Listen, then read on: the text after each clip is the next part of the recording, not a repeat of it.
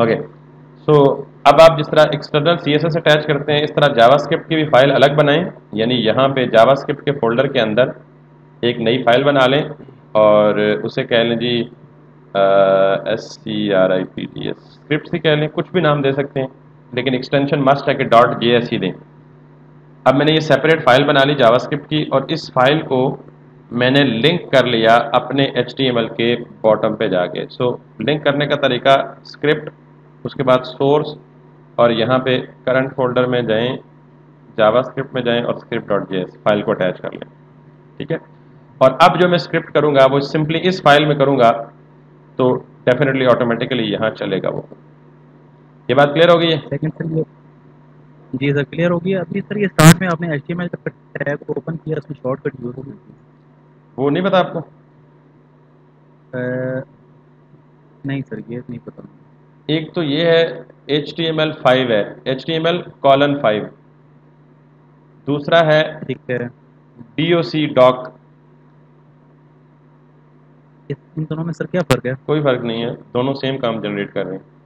बाज टूल्स में डॉक्स चलता है, ठीक है। बाज में HTML5 चलता है, बाज में दोनों चलते हैं, बाज में दोनों नहीं चलते।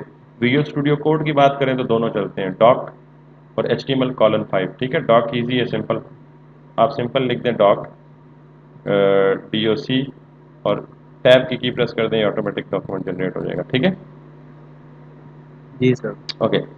नाउ ये जो स्क्रिप्ट का टैग है, उसमें सोर्स में मैंने उस फाइल का पाथ दे दिया जो मैंने क्रिएट की अभी जावास्क्रिप्ट के फोल्डर के अंदर।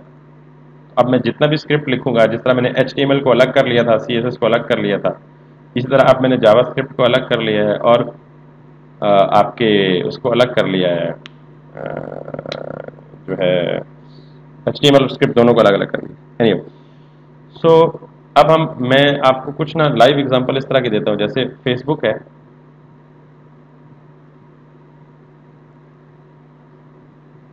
तो अक्सर हमें ये रिक्वायर्ड होता है कि मैं लेट सपोज इसे लॉग आउट करता हूँ,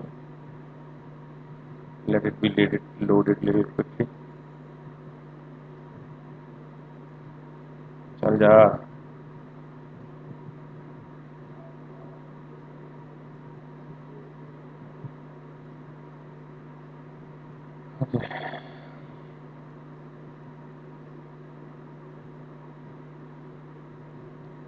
लॉग आउट करता हूँ। आज सुना है सर कोई अटैक भी हुआ है कराची में। हाँ यार, ये वही खबरें चल रही हैं, अल्लाह पाक बचाए, बस अल्लाह पाक हिदायत दे इन लोगों को यार। और अगर हिदायत इनके नसीब में नहीं है तो अल्लाह ऐसे लोगों को नेस्त नाबूद करे, क्या हो सकता। चले, ये हमारा एक फॉर एग्जांपल सिस्टम है। अब देखें, यहाँ पे दो तीन तरह की वैलिडेशन हुई भी है। इसको हम फॉर्म वैलिडेशन कहते हैं, ये पता है आपको या नहीं? जी सर। तो नॉर्मली पता है क्या होता है कि जब हम फॉर्म बनाते हैं, तो मैंने लास्ट टाइम भी फॉर्म आपको बना के दिखाया था, अब मैं इस किस्म की एक प्रैक्टिकल एग्जांपल करूंगा ताकि आपको ये समझ आ जाए और क्लियर हो जाए कि how does actually these things work. अब मैं जब किसी भी आइटम पे क्लिक करता हूँ और कुछ लिखता हूँ, अब देखें, नॉर्मली जब मैं इससे बाहर क्लिक करता हूँ तो ये रेड हो जाता है, इसके अंदर आता हूँ तो वापस नॉर्मल हो जाता है, फिर खाली छोड़ के बाहर जाता हूँ तो वापस वो हो जाता है, फिर कुछ लिख के बाहर जाता हूँ तो फिर वो ठीक हो जाता है, इसके अंदर आता है तो ये साथ में हिंट शिंट भी करता है। ठीक है, तो ये एक जावास्क्रिप्ट की वैलिडेशन बताऊंगा या सिखाऊंगा तो आपको काफ़ी कुछ मजीद भी क्लियर हो जाएगा। तो पहली बात तो ये है कि हम जब भी इस तरह के इनपुट बॉक्सेस बनाते हैं, मैंने लास्ट टाइम भी आपको बताया था, बल्कि करके भी दिखाया था, कि हम हमेशा कोशिश करते हैं कि उसे फॉर्म के टैग के अंदर रखें। ठीक है, जी सर। लास्ट टाइम मैंने फॉर्म के टैग के अंदर रख कर खुद इंटेंशनली फॉर्म का टैग हटा दिया था वापस, उसकी एक वजह थी। बहरहाल, अब मैं ये कर रहा हूँ, तो मैं सिंपली यहाँ पे बिल फर्ज कर रहा हूँ, दो तीन इनपुट्स बना रहा हूँ। ठीक है, सो इनपुट, दोबारा इनपुट, दोबारा इनपुट, तीन इनपुट बॉक्सेस बनाए, और उसमें मैं कर रहा हूँ जनाब इनपुट, और साथ में दिस टाइम मैं बना रहा हूँ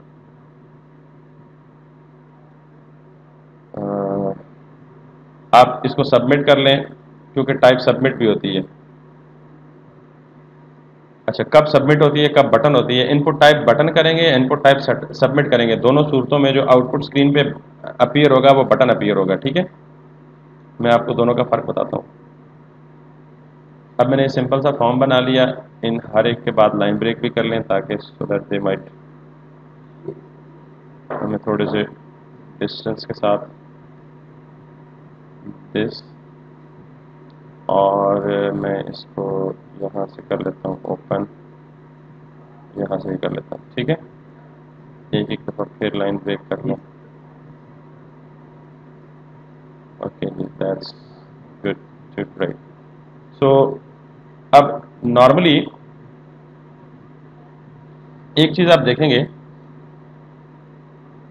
मैं ये फॉर्म का टैग हटा रहा हूँ थोड़ी देर के लिए, अगर मैं हटाऊंगा तो क्या होगा और अगर लगाऊंगा तो क्या होगा।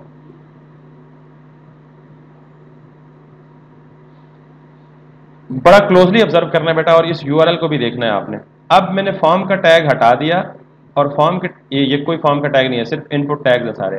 तो अब जब मैं इस बटन पे क्लिक करूंगा तो कुछ भी नहीं होगा, यानी टॉप पे देखें कोई फर्क नहीं पड़ा, और इस पेज को देखें, ये पेज भी सबमिट नहीं हुआ। आप इसको देखें, ये जर्क मारना चाहिए, ठीक है। बटन के क्लिक पे सिर्फ बटन ही ये हरकत कर रहा है, इस पे ही फील हो रहा है कि मैं क्लिक कर रहा हूँ, अदरवाइज बाकी कोई इफेक्ट नहीं हो रहा। लेकिन अगर मैं यही काम फॉर्म के टैग को लगा के, अब फॉर्म का टैग मैंने वापस बहाल कर दिया, फॉर्म का टैग लगा के करूंगा, तो अब देखिएगा जरा गौर से, जब सबमिट के बटन पर क्लिक करूंगा इधर देखिएगा, और यहाँ पे यूआरएल पे देखिएगा, यूआरएल पे index.html है, ठीक है। अब जब मैंने सबमिट किया तो इस पेज ने भी हल्का सा जर्क किया, और यहाँ पे भी ये क्वेश्चन मार्क आ गया। आई रिपीट वंस अगेन,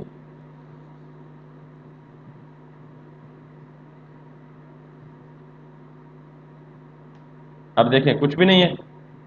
तो जब मैं साइन अप पे क्लिक करूंगा तो इधर भी देखिएगा और इधर भी देखिएगा, साथ ही ये हो रहा है। क्लियर है? जी सर। कुछ अलग हो रहा है, मतलब फॉर्म के टैग लगाने से कुछ और काम हो रहा है, फॉर्म के टैग्स को हटाने से कुछ और काम हो रहा है। एक चीज और देखिएगा, अगर मैं यहां पे एक्शन में, फॉर्म के एक्शन में लिख दूं गेट, तो अब क्या होगा, अब भी यूआरएल को देखिएगा। अब मैं अगर यहां पे कुछ लिख दूं, यहां पे कुछ लिख दूं, तो अब देखें एक्चुअली ये क्या काम, सॉरी एक चीज मैं गलत कर गया, एक्शन में नहीं, यहां पे मैं लिख रहा हूं मेथड में गेट। आपको ये चीज समझने की जरूरत नहीं है, मैं सिर्फ आपको एक फर्क समझा रहा हूं, क्योंकि ये बैकएंड लैंग्वेजेस का काम है, मेथड शेथड। सिर्फ एक चीज समझा रहा हूं कि फॉर्म के टैग को लगाने से क्या होता है और फॉर्म के टैग के बगैर क्या होता है। तो अब मैं यहां पे गया, इस यूआरएल को नोट करें, और अब मैं जब कुछ लिखूंगा इन HTML के टैग, सॉरी इनपुट टैग में, और साइन अप पे क्लिक करूंगा, तो अगेन यहां भी कुछ हो रहा है, अभी यानी सेम काम हो रहा है, मजीद अभी कुछ वो नहीं है, हिला जुला नहीं है, कुछ भी नहीं हुआ, ठीक है। यहां पे अगर मैं लेट सपोज दे दूं test.html, तो दिस, ठीक। अच्छा, अब जब मैंने ये किया, सबमिट किया, तो इसका मतलब ये हुआ कि ये जो चेंज हो रहा है ना, यहाँ पे क्वेश्चन मार्क आ रहा है, या पेज सबमिट हो रहा है, या इनफैक्ट ये जो पेज अगले पेज पे जा रहा है, इसका इन शॉर्ट मतलब ये है कि जब भी हम कोई इस तरह का फॉर्म लगाते हैं ना, जिसमें यूज़र से डाटा कलेक्ट किया जाना होता है, हम नहीं, इनफैक्ट कोई भी वेबसाइट जिसमें इनपुट फील्ड्स होती हैं, ये स्टैंडर्ड है पूरी दुनिया का कि हमेशा इनपुट फील्ड्स को फॉर्म के टैग के अंदर रखा जाता है। उसका बेनिफिट ये होता है कि ये फॉर्म जब सबमिट होता है तो अपने अंदर जितनी इनपुट फील्ड्स होती हैं ये सारी की सारी उठा के सर्वर पे पोस्ट कर देता है। सर्वर पे पोस्ट करना इसलिए अभी ये क्लियर नहीं हो रहा, जो मैं एग्जांपल देने की कोशिश भी कर रहा था, बिकॉज हम अभी फ्रंट एंड यानी काम कर रहे हैं, बैक एंड की कोई लैंग्वेज इंट्रोड्यूस नहीं कराई। अगर ये PHP होता या कोई और इसकी एक्सटेंशन होती तो फिर शायद वो काम करता।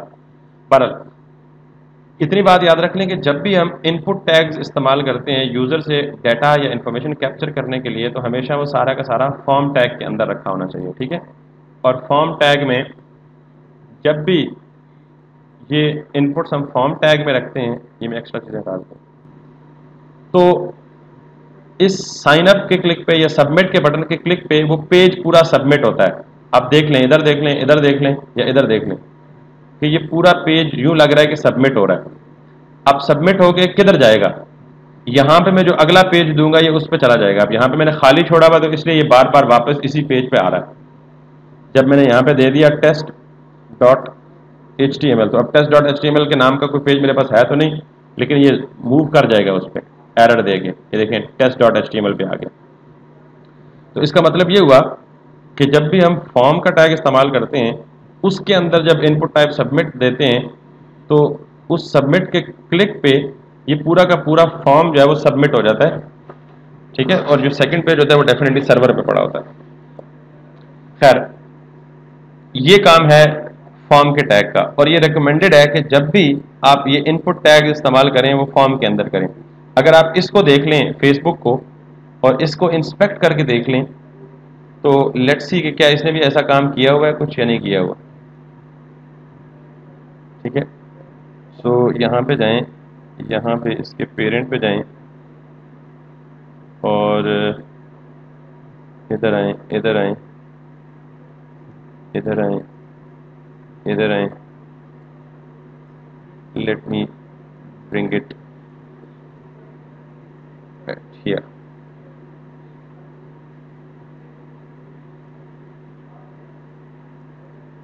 इधर, देन इधर, देन इधर, देन इधर, देन इधर, देन इधर।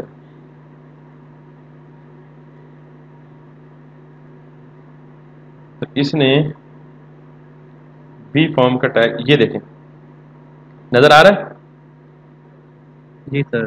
Form, method post, ID this वगैरह वगैरह वगैरह। और ये देखें इधर से जब मैं फॉर्म के ऊपर सेलेक्ट करता हूँ तो ये सारा एरिया सेलेक्ट होता है। इसका मतलब ये एरिया सारा का सारा किसके अंदर है, फॉर्म के टैग के अंदर, और इसके अंदर जितने भी इनपुट फील्ड हैं वो रखे जाते हैं। तो नॉर्मली ये काम भी इसी तरह होगा कि ये तीनों चीज़ें भी उसने फॉर्म के टैग के अंदर रखी होंगी। तो जब भी हम इनपुट कैप्चर करते हैं यूजर से, तो वो नॉर्मली फॉर्म के टैग के अंदर रखी जाती हैं। चलें एनीवे, सो ये मैंने सिर्फ रीज़न बताई है कि मैं क्यों फॉर्म के टैग के अंदर रख रहा हूँ सारे इनपुट फील्ड को। तो आप भी जब फ्रंट एंड बनाएं तो अपनी ये प्रैक्टिस बना लें पक्की कि जब भी यूजर से इनपुट कैप्चर करने के लिए कोई भी एलिमेंट क्रिएट करें तो उसे फॉर्म के टैग के अंदर करें। अगर फॉर्म का टैग इस्तेमाल नहीं करेंगे तो बैकएंड डेवलपर जो आपके फ्रंट एंड को बैकएंड में कन्वर्ट करेगा वो गालियां देगा आपको, तो और आप फिर मुझे गालियां देंगे, बताया नहीं। तो इसलिए बेहतर है गालियों से बचें।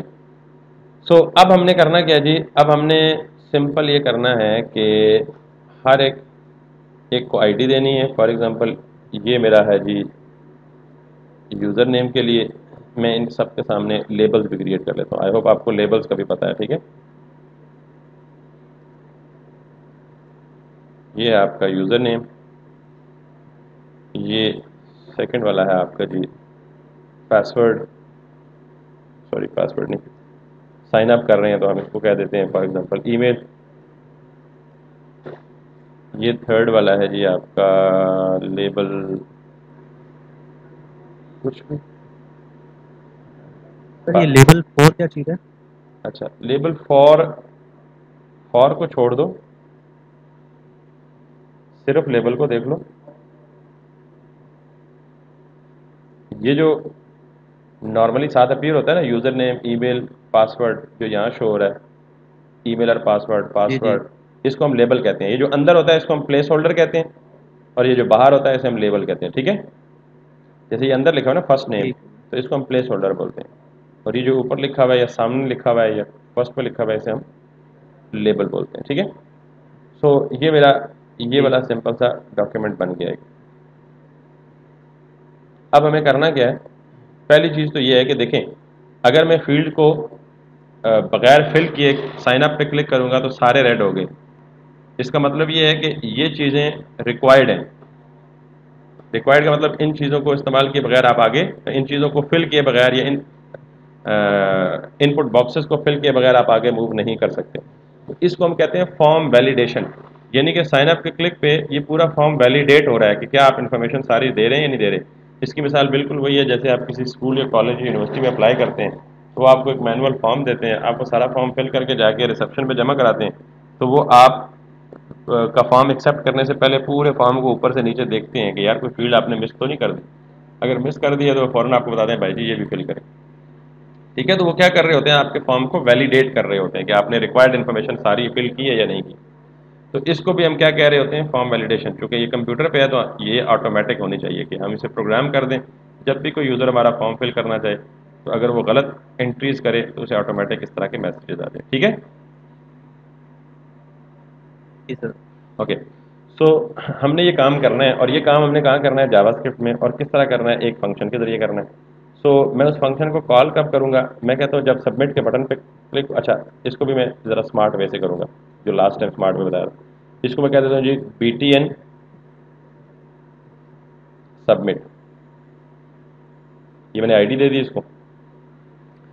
ठीक हो गया।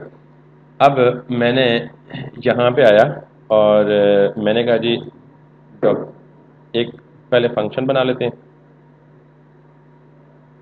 फंक्शन, और इसको नाम ही दे देते हैं वैलिडेट का, बिकॉज हम क्या कर रहे हैं, वैलिडेशन करने लगे हैं।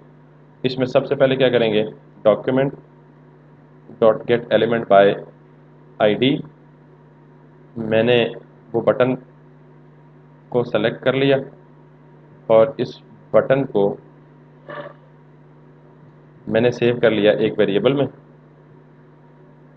लास्ट टाइम जो काम किया था। ठीक है, फिर मैंने कहा जी इस button co dot add event listener कर दो। ये आपको पता है 2 पैरामीटर लेता है। इवेंट लिसनर का मतलब कब ये इवेंट कॉल हो, जब उस पर क्लिक हो, और इसका सेकंड पैरामीटर जो है वो हम फंक्शन दे देते हैं, और उस फंक्शन के अंदर हम जो काम करना चाहें वो कर सकते हैं। ठीक है, अच्छा ये जो काम है ये आप यूँ भी कर सकते हो, सिंपल बाहर। सर एक चीज़ पूछी थी जी आपसे। जी जी बेटा बोलो। जैसे हम फंक्शन कॉल करते हैं, ID gate element by ID करते हैं ना, हम्म। तो मतलब इसकी तरह अगर तो कोई इशू तो, मतलब आईडी से ही कॉल करें तो कोई इशू तो नहीं है इसमें? नहीं मतलब नहीं, प्रोफेशनल्स क्या करते हैं, मतलब वो ऐसे ही करते हैं या उसका कोई कोई अपना इशू तरीका नहीं, है या? नहीं नहीं नहीं, कोई इशू नहीं है, कोई इशू नहीं है। जितने आपको सेलेक्टर्स बताए हैं इनमें से कोई भी इस्तेमाल कर सकते हैं, दैट जी इज सर। आपको। ठीक है। अब मैंने सिंपली क्या किया, एक document gate element by ID, यानी इस बटन को टारगेट किया, इस वाले बटन को जिसकी आईडी बटन सबमिट जी है। सर। ठीक है, उसे एक वेरिएबल में सेव कर लिया, और फिर इस बटन के साथ मैंने एक लिसनर ऐड कर दिया, इवेंट लिसनर ऐड कर दिया। ये काम मैं यहाँ ऑन क्लिक पे भी कर सकता था, पर मैंने कहा कि सारा कुछ जावास्क्रिप्ट हम अलग ही करते हैं। और जब इस बटन पे क्लिक हो तो ये वाला फंक्शन कॉल कर दे, यानी इसके अंदर सिंपली जाके ये वाला फंक्शन हम कॉल कर देते हैं, सिंपल इज दैट। अब इस फंक्शन में क्या करना है वो हम यहाँ आगे स्पेसिफाई करेंगे। ठीक है, अब मैं कहता हूँ जब ये जी सर। फंक्शन कॉल हो, पहले तो मैं ये देख लेता हूँ कॉल हो भी रहा है या नहीं, सिंपल टेस्ट के साथ अलर्ट। हमेशा पहले इस तरह छोटी छोटी चीज़ें करके चेक कर लिया करें। अब जब ये बटन क्लिक होगा तो इसके अंदर ये फंक्शन कॉल हो रहा है, फंक्शन कॉल होगा तो इधर आएगी कॉल, और इधर आएगी तो अंदर शो करेगा अलर्ट। अब ये आउटपुट मेरे ख्याल के मुताबिक नहीं देगा, उसकी एक रीज़न है, वो बताता हूँ आपको। दे रहा है तो बहुत अच्छी बात है, लेकिन ये एक मसला करेगा आगे चल के, ये मैं एडवांस में बता रहा हूँ, मैं उस मसले को फिर रिजॉल्व करूँगा। ठीक है, जी सर। ओके। सो जब आएगा मसला फिर रिजॉल्व करें तभी अच्छी बात है, ज़्यादा अच्छी तरह समझ आएगा। अब वैलिडेट फंक्शन में मुझे क्या करना है, मुझे ये करना है कि सबसे पहली बात तो ये है कि जब मैं इस बटन पर क्लिक करूं तो ये सारी फील्ड्स को चेक करे कि क्या ये ब्लैंक तो नहीं है। अगर तो वो ब्लैंक हो, जैसे ये देखो कि जब इस बटन पे क्लिक हो रहा है ये सारे रेड क्यों शो हो रहे हैं, कि जब बटन पे क्लिक हो ब्लैंक रहा है। है, हाँ वो सारों को चेक कर रहा है, जो जो ब्लैंक है उनको रेड कर रहा है। अब अगर मैं लेट सपोज कोई एक फिल कर दूं या 2 फिल कर दूं तो उनको रेड नहीं करेगा, मिसाल के तौर इसको फिल कर दिया, इसको फिल कर दिया, ये उनको रेड नहीं कर रहा, बाकी सारों को रेड कर रहा है। इसका मतलब these inputs are okay, now you have to fill the rest of these. ठीक है, तो आपने सबसे पहला काम क्या करना है कि जब बटन पे क्लिक हो ये फंक्शन कॉल हो, और इस फंक्शन कॉल के ऊपर आपने इन सारे इनपुट्स को चेक करना है। कौन कौन से, ये यूजर नेम है, इसको भी आप आईडी दे दें, फॉर एग्जांपल आईडी ईमेल, और इसको भी आप आईडी दे दें, for example ID password. IDs आप अपनी मर्जी से दे सकते हैं, नाम कुछ भी हो जाए। मैं जाके क्लिक पे चेक करूंगा, पहले चेक करने के पहले तो मैं करूंगा जी सबको एक्सेस करूंगा, document dot get element by ID, और इस एलिमेंट में सबसे पहले क्या करूंगा, यूजर नेम और डॉट, ये तो बताया था ना डॉट वैल्यू, जी सर। कि नॉर्मली जब HTML का एलिमेंट का टेक्स्ट लेना हो तो आप लेते हैं इनर HTML या इनर टेक्स्ट, और जब इनपुट बॉक्स को वैल्यू लेते हैं तो आप डॉट वैल्यू करते हैं, तो ये उसकी वैल्यू लेगा। इसको आप स्टोर कर दें यूज़र नेम में, ये सिंपल एक वेरिएबल लिया, इसी को कॉपी करें, पेस्ट इट ट्वाइस, इसको ईमेल करें, इसको पासवर्ड करें, सिमिलर नाम डिफरेंट भी दे दें, कोई इशू नहीं है, सेम दे दें तब भी कोई इशू नहीं है। मैं इतने ज़्यादा डिफरेंट नेम्स इसलिए नहीं देता कि बाद में भूल ही जाता है कि उसको क्या दिया था। मैं कोशिश करता हूँ कि एक सिमेट्री रहे। एनी सो अब इन तीनों को गेट करे, और आपने इफ एल्स भी पढ़ा हुआ है, इनको चेक करे कि if user name equals to blank, इसका मतलब क्या है, खाली। ठीक है। ठीक है, तो पहले मैं अलग अलग करता हूं। अगर ये ब्लैंक हो तो क्या करें, document dot get element by ID, वही यूजर नेम दोबारा मैंने लिया, यानी document dot get element by ID वही यूजर नेम का text box, dot style dot border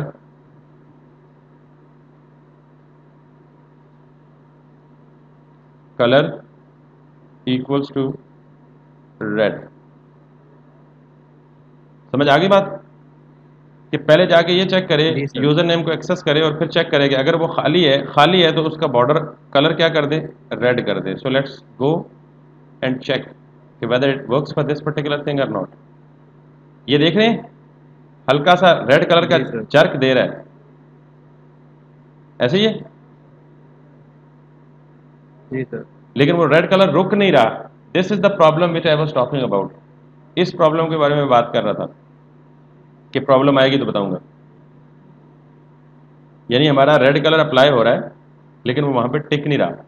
उसकी रीजन बेटा ये है कि जब हम ये फॉर्म का टैग इस्तेमाल करते हैं ना, ये वाला फॉर्म का टैग, तो इसका जो सबमिट टाइप है, इसका डिफॉल्ट बिहेवियर है पेज को सबमिट करना। अब जब मैं इस बटन पे क्लिक कर रहा हूं तो वो रेड कलर दिख तो रहा है, लेकिन उसके दिखने के बाद इस बटन के फॉर्म के डिफॉल्ट बिहेवियर की वजह से फॉर्म सबमिट हो रहा है। जब फॉर्म सबमिट हो रहा है तो पेज रिफ्रेश हो रहा है, जब पेज रिफ्रेश हो रहा है तो वो कलर आके फिर गायब हो जाता है। तो ये इशू किसकी वजह से है, फॉर्म का टैग इस्तेमाल करने की वजह से। क्लियर है? जी सर। ओके।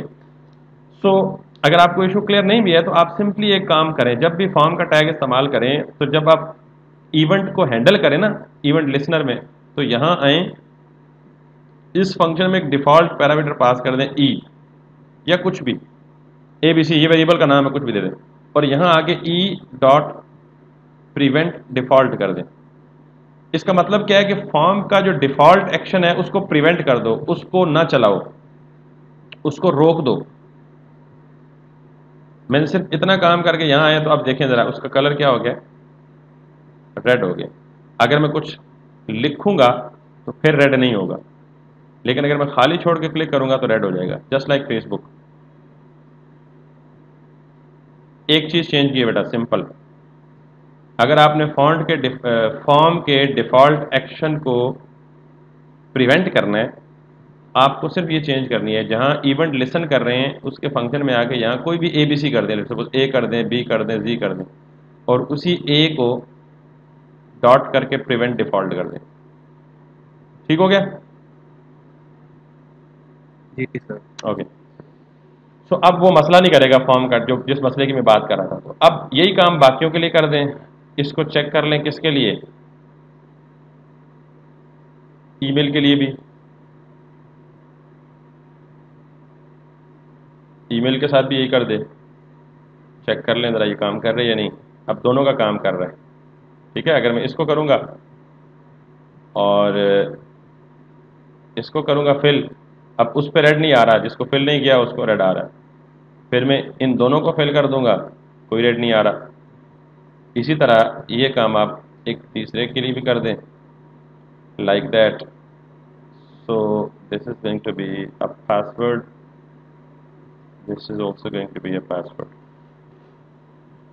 अब देखें तीनों पे कर रहा है रेड, ये करें, ये करें, ये करें, ये करें।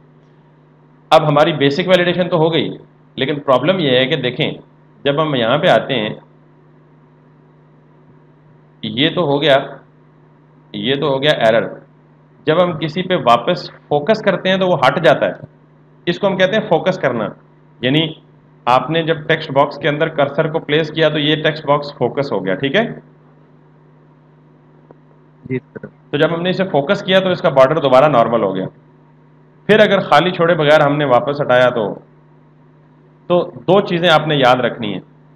किसी भी टेक्स्ट बॉक्स के अंदर कर्सर प्लेस करना या उसको फोकस करना, ये फोकस कहलाता है। और वापस कर्सर हटाना, इसको हम कहते हैं ब्लर। ये दो इवेंट्स हैं, फोकस और ब्लर, ठीक है। ठीक। ये फोकस हो गया, ये ब्लर हो गया, ये फोकस हो गया, ये ब्लर हो ठीक। गया।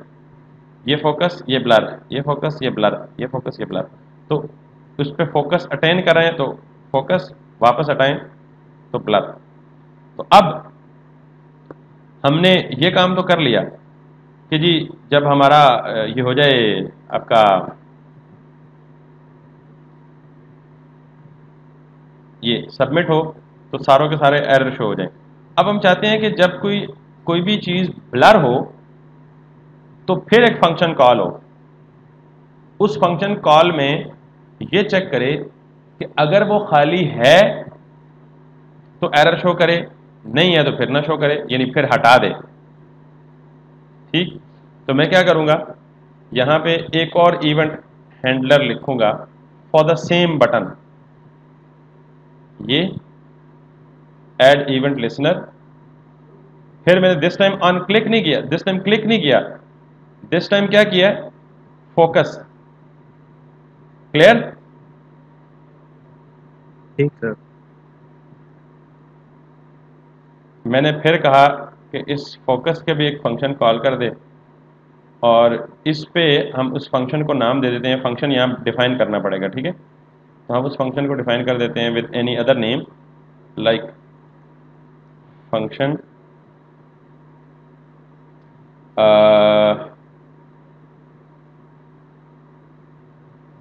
फोकस। हम सेम नाम नहीं दे सकते बिकॉज इसी नाम से ऑलरेडी एक फंक्शन शायद अवेलेबल हो कोई ना कोई, ठीक है। तो फोकस, मैंने फोकस FUNC खुद से नाम दे दिया जस्ट यूनिक रखने के लिए।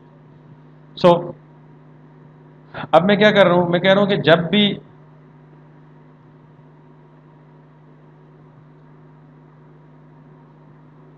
अब देखें मुझे क्या चाहिए, मुझे ये चाहिए कि जब मैं फोकस करूं, इस पे दोबारा फोकस करूं, तो इस फोकस पे ये चेक करे कि क्या, बल्कि इस फोकस पे दोबारा ये रेड हटा दे, ठीक है। अच्छा इससे पहले तो ये जो इसका आ रहा है ना, ये डिफॉल्ट उसका है बिहेवियर है, जो ब्लैक कलर का बॉर्डर आ रहा है, रेड कलर यहाँ परसिस्ट कर रहा है, ठीक है। आप इसे यूं करें कि यहाँ कुछ ठीक सर। एक दो स्टाइल और दे दें।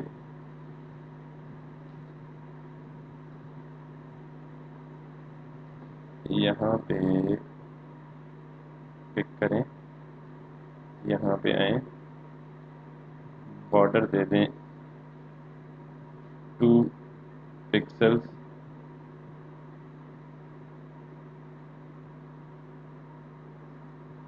सॉलिड, ठीक है। So let's see, I hope इसमें कोई मसला नहीं होगा, ये तो वही पुराने काम ही कर रहा हूँ।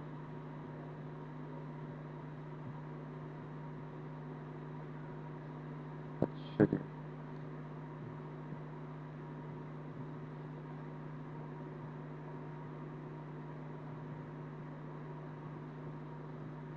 क्या ये एक पे काम करेगा?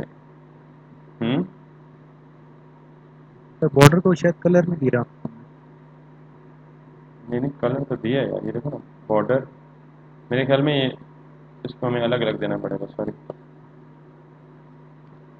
बॉर्डर 2 पिक्सल तो उसने उठा लिया, और why is it credit problem dot style dot okay sorry सिर्फ बॉर्डर तो 3 प्रॉपर्टीज लेता है ना, बॉर्डर विड्थ देना पड़ेगा 2 पिक्सल तब वो उठाएगा, फिर भी नहीं उठा रहा। बॉर्डर कलर रेड, ओके एक और प्रॉपर्टी देनी है हमने,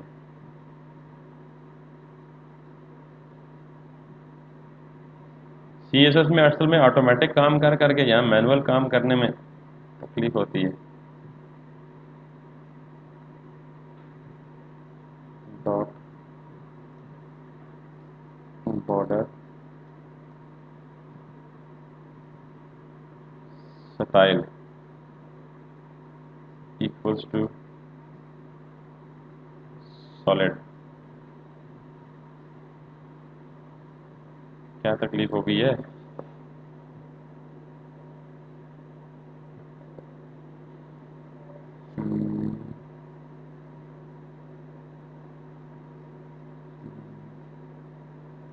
अच्छा एक और काम बताऊं?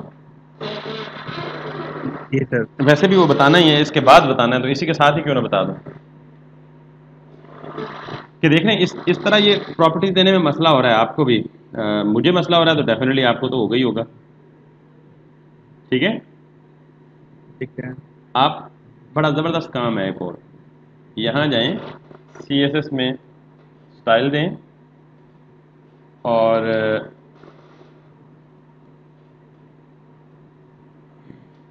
यहाँ दें जी फॉर एग्जांपल बॉर्डर को एक क्लास दे दें, फॉर एग्जांपल एक एरर की क्लास बना लें।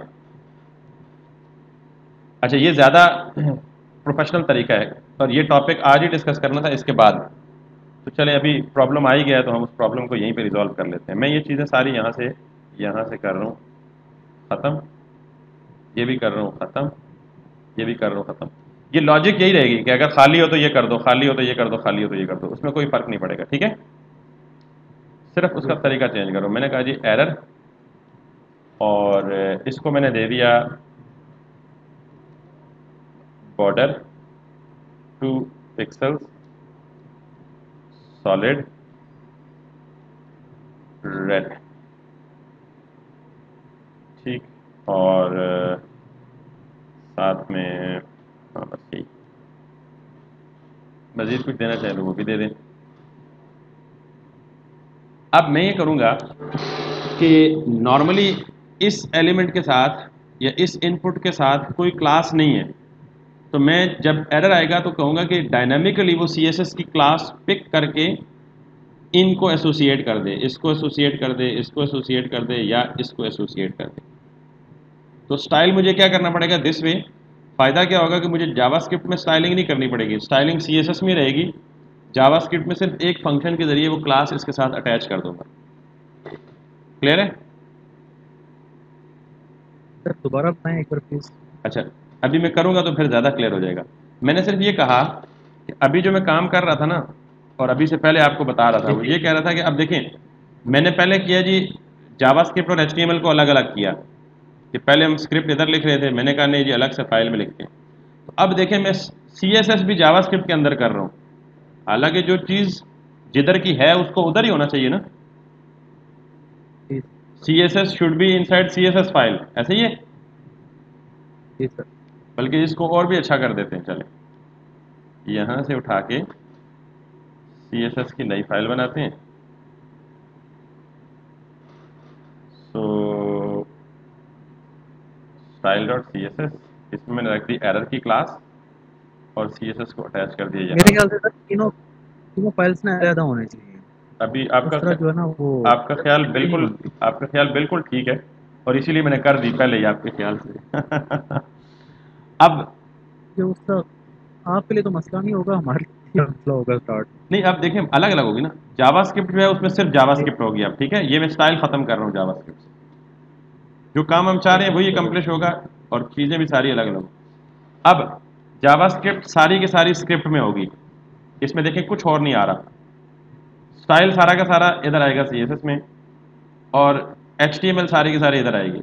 अब मैं क्या करना चाह रहा हूँ, मैं ये चाह रहा हूँ कि जब एरर आए तो ये जो एरर की क्लास है ये पिक होके इसको मिल जाए, यूजर नेम को, ईमेल को या पासवर्ड को, ठीक है। और इस क्लास में मैंने वो सारे स्टाइल दे दिए जो मुझे चाहिए, बॉर्डर 2 पिक्सल चाहिए, सॉलिड चाहिए और रेड चाहिए। So let's see now. मैं कहता हूं कि अगर ये एरर आए यूजर नेम का तो यहां आओ, इसके साथ लिखो एक फंक्शन है और जावास्क्रिप्ट का क्लास लिस्ट, ठीक है। अब ये क्लास लिस्ट क्या करता है, यहां तक तो आपको पता है, document dot get element by ID user name, ये तो सेलेक्ट करेगा किसको, इस यूजर नेम को, क्लियर है। जी सर। अब जी क्लास सर। क्लास लिस्ट का मतलब ये है कि इस एलिमेंट को जितनी क्लासेस मिली हुई हैं वो सारी क्लासेस रिटर्न कर दो, इसके पास तो कोई क्लास नहीं है, ऐसे ही है ना। जी सर। यानी इस सिर्फ इस लाइन का मतलब ये है कि क्लास की जो लिस्ट है ना, लिस्ट ऑफ क्लास मतलब मल्टीपल क्लासेस है। अगर यहाँ क्लासेस होती हैं, लेट सपोज ABC, दूसरी क्लास होती X, तीसरी क्लास होती सॉरी PQR, तो हमें पता है ना कि हम मल्टीपल क्लासेस दे सकते हैं एक एलिमेंट को।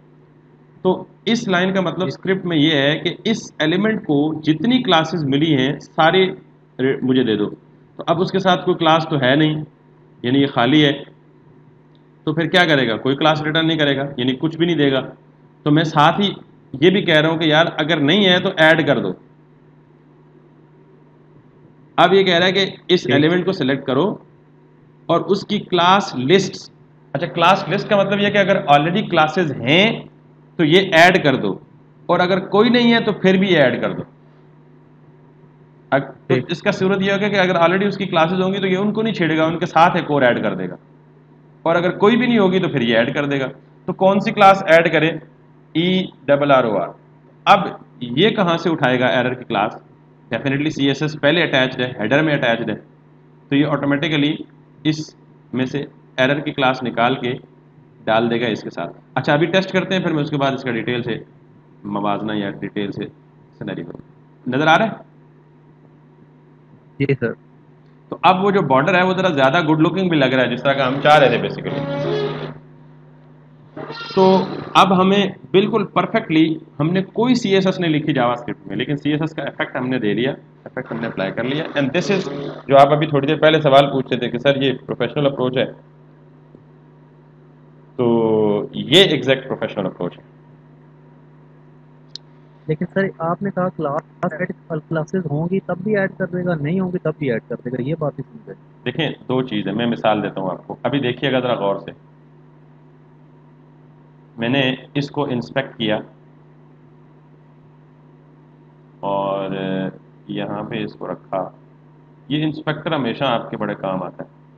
अभी देखिएगा, ये है input type text ID user name, ऐसे ही है, जी सर। क्लास क्लास कोई नहीं है इसके साथ। अब देखिएगा, ये देख रहे हैं क्लास ऐड होगी, class equals to error, refresh किया, जी क्लास सर। क्लास खत्म हो गई है, इस पर क्लिक किया, दोबारा क्लास ऐड हो गई है। ये क्लियर है। जी सर। ये तो पहला केस है कि जब क्लास नहीं होगी, क्लास थी ही नहीं, तो इसने क्या कर दिया, क्लास ऐड कर दी। ठीक। दूसरा केस, दूसरा केस ये है कि मैं मिसाल के तौर पे इसमें ऑलरेडी एक क्लास दी हुई है ABC के नाम से, ठीक है। अब जरा गौर से देखिएगा आपका एक, अब इसमें एक क्लास है, किस नाम से है, ABC। तो मैंने इधर किया तो उसने उसको नहीं छेड़ा, ABC स्टिल देयर, उसने साथ क्लास की लिस्ट में एक और क्लास ऐड कर दी, एरर।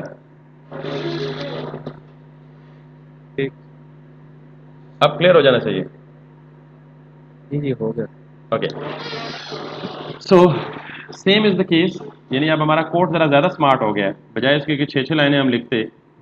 अब इस एरर में मजीद जो मर्जी स्टाइलिंग कर लें, मिसाल के तौर पे यहाँ पे आप दे दें जी BGC भी, आप इसको रेड दे दें, कि आप उसका बैकग्राउंड कलर भी रेड दे दो।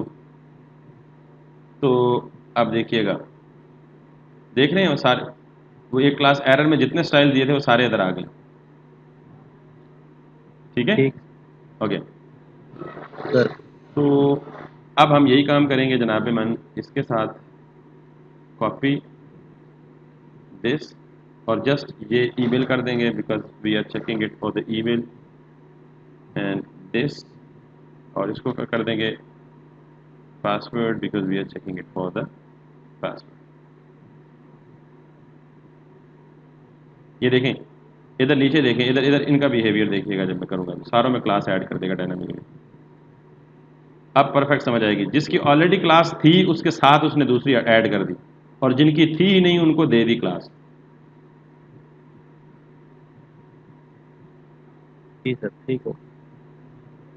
अब एक और चीज,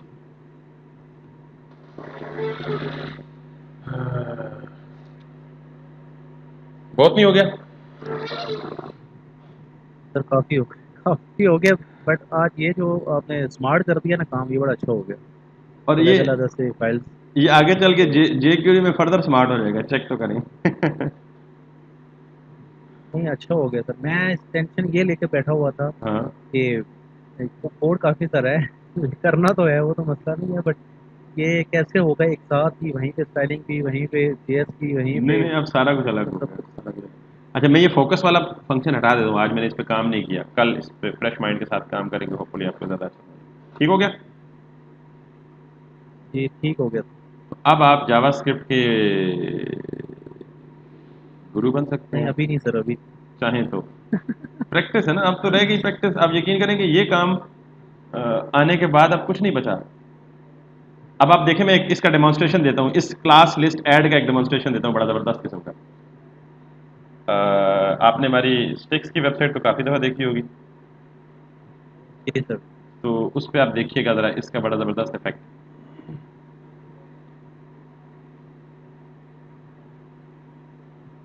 अल्लाह करें ये खुल जाए आज। ये स्क्रॉल कर रहा हूँ तो ये देख रहे हैं, ये टॉप हेडर वाइट हो गया, जी वापस स्क्रॉल ऑफ किया वापस गायब, फिर किया फिर ऐड। ये क्या हो रहा है पता है? स्क्रॉल पे क्लास ऐड हो रही है, स्क्रॉल अप पे क्लास रिमूव हो रही है। देखिएगा अभी, ठीक। मैं आपको दिखा देता हूँ, इसका भी डेमोन्स्ट्रेशन दिखा देता हूँ। ये अभी, ये देख रहे हैं H D R scroll class है एक, नजर आ रही है? अभी देखिएगा जी जरा, जी। इस लाइन पे फोकस कीजिएगा, H D R scroll header wrap के साथ क्लास ऐड है। वो क्लास खत्म हो गई है, और ऊपर देखें हेडर भी खत्म हो गए। वापस मैंने स्क्रॉल अप किया, वो क्लास वापस ऐड हो गई है, ऊपर वाइट स्ट्रिप आ गई है। स्क्रॉल अप, क्लास खत्म। जी जी।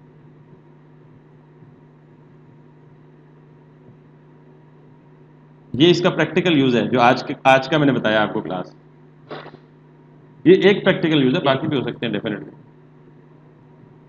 ये सिंपल ऊपर देखें हेडर पे, simply class added, class removed through JavaScript, class added class remove, और ये क्लास पहले से सीएसएस में लिखी पड़ी है। ठीक हो गया जी?